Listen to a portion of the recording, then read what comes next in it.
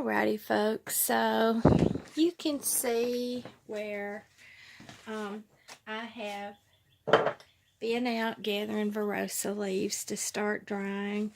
I've rinsed them just under cold water, and what I do is I don't crush them up or anything like that before they're dry. The reason why is that makes less surface for the sap to ooze out, and it keeps the sap in the leaf, which the only breach then is where I have actually cut the leaf off of the plant. But you see this magnificent looking plant right here. It's just a beautiful plant. So I have washed it.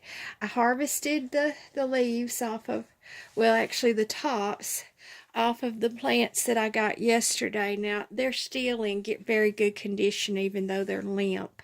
The sap is being concentrated in the leaves. You can see here where this stalk is. This is the hollow stalk. This is the very large plant. I don't regret cutting these. I have left the roots intact underground, and if God so wills it, they will put out another stalk and more leaves and stuff. If not, God will provide me to go find some more, because they're everywhere. Like I said, they're everywhere around here. I'm just fortunate. You can see where the sap on the Virosa, once it hits the air, it turns a tan, beigey, kind of creamy brown. That is the Virosa. Now, there are a few cereola leaves in here because that's where I just happen to be starting at. But you can see this wonderful assortment of Virosa. Now, I didn't mean to launch into this, but now is a good time to launch into this. When you eat these leaves, just pinching them off and eating them raw, they're bitter. Especially at this size, they're bitter. Now, let me explain to you something about bitterness, especially bitter greens. Bitter greens are, hang on, let me go get my other phone and I can just read it to you.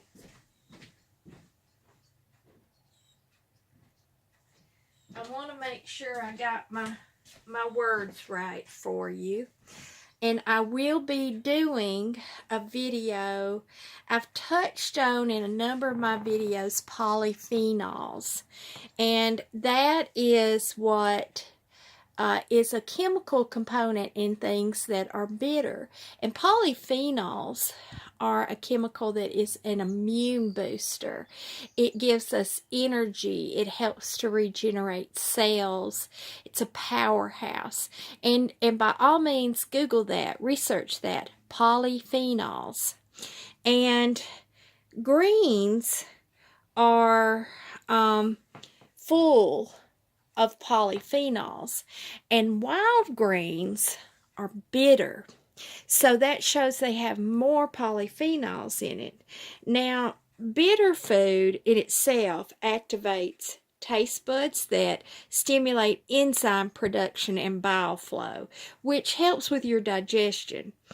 And there's high fiber content in these as well.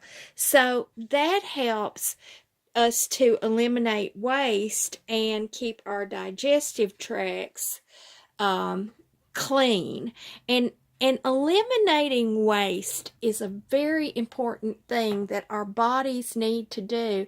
And unfortunately, the highly processed foods that we eat and a lot of things that have been introduced into our diets are not those kinds of things that promote elimination of toxic substances. It actually clogs us up and they add more toxins into us. So typically, and here's a little, this is folklore, but it is also a practical application. there were always your grannies, your mammas, your meemaws, all of the old ladies would always want you to eat greens, bitter greens, in the spring when they started coming up. Now, I want you to think about how good God is that He provides us these in the spring after we've come out of the darkness of winter and we haven't been getting a lot of high nutritional value. And so we turn around and there's greens everywhere. There's clovers, there's dandelions, there's violets, there's these wild lettuces, there's mustards. All of these things that are growing and thriving right now are powerhouses that are to repair us after our dark winter of not hibernating, but as humans we slow down and we stockpile on carbs and things like that. We're not getting vitamin D. So these plants give us that kick, that boost. And something that is alarming, before I start with the alarming stuff, let me read some more about bitter greens. This aids in your liver. It helps to purify your blood, cleanse your system, cleanse your skin, eliminate acne, improve your bowel function, prevent or lower high blood pressure, prevent anemia, lower your serum cholesterol. Now, that's because of the polyphenols that are in here and the high vitamin content that is in bitter greens. Now, here's the alarming part. As the FDA and food producers that have promoted these genetically modified foods have started wanting to do, because people don't like to eat bitter stuff, but they want to increase their profits. So, what are they doing now? They are genetically modifying the greens that are commercially produced that you find in your supermarkets, such as the kale and the spinach. Anyone that's eaten that store-bought spinach but had spinach grown on the farm knows there's a difference. And they are genetically modifying it to remove polyphenols to make the plants less bitter. Now, what does that tell us? That tells us that these greens that we buy in the grocery store are not going to be these powerhouses of nutrients, and that this is something that is a trend. It's happening. They're working on it. They have perfected it in some of the greens. Now, when we used to have kale, I worked in a restaurant, and we used kale as a decoration around the salad bar, and we used it on plates as we served them, and they were rough. They were very rough. They were very bitter. You had to chew and chew and chew. Now, often they would say, oh, well, you don't eat that, you just throw that away, it's just a garnish. Well, no, it was a food, and it's a beautiful food, actually. But those kales that were that would have been in the late 80s, early 90s are very different than the kales that we find in the grocery stores now. So they have been genetically modified, one.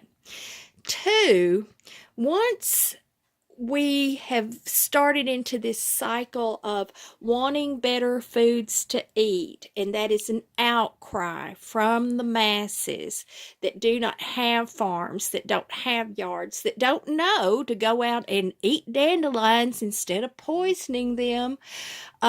So they've gone on these kale kicks, kale smoothies, spinach smoothies, that kind of thing.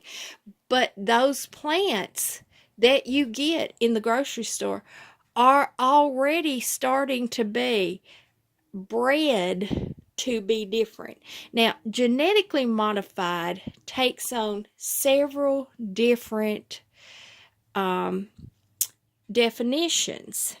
Genetically modified has always happened in that we cross-pollinate, we graft.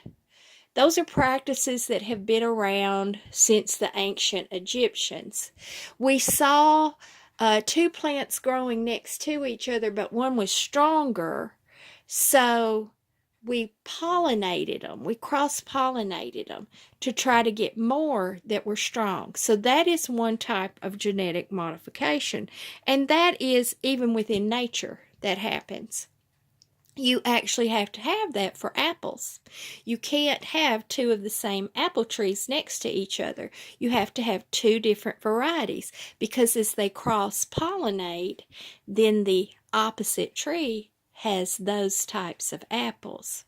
So then we get to what is the new trend of genetic modification. And when my daughter was doing some speaking in the FFA when she was in high school, one of the things that we learned is that many plants now are being gene spliced in a lab and other genes inserted into the DNA strand. So to help with frost prevention, there are the genes of Arctic fishes that are being inserted into our green plants. So you have two completely types of living things. You have a fish, and then you have a plant.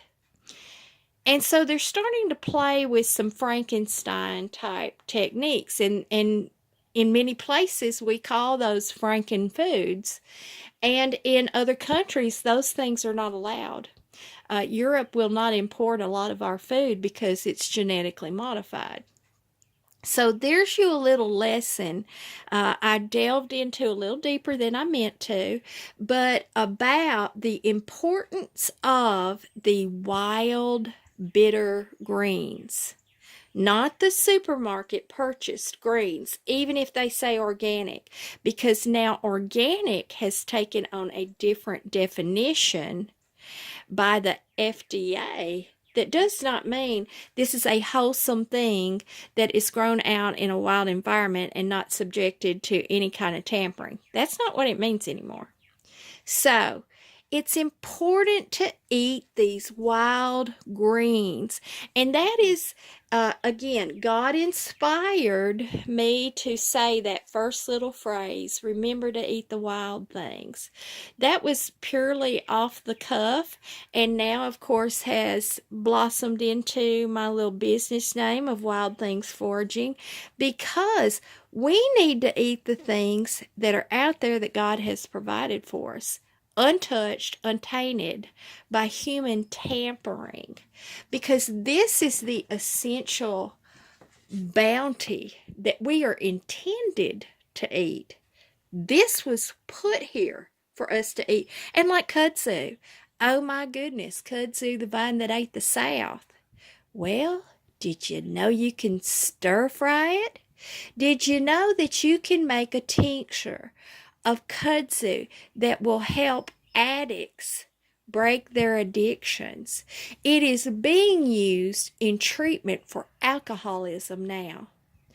And kudzu, along with being a ropey vine that can be used for fiber and industrial purposes, is a very important nutritional aid. And it's food. It's stir-fried. It's battered. You know what we do in the South? We dip it in batter and then we fry it in bacon grease. Well, fried kudzu patties are delicious. It's like eating chips or something. And you get that high impact of nutrients in it. Can you just imagine? This is my argument about people that don't believe.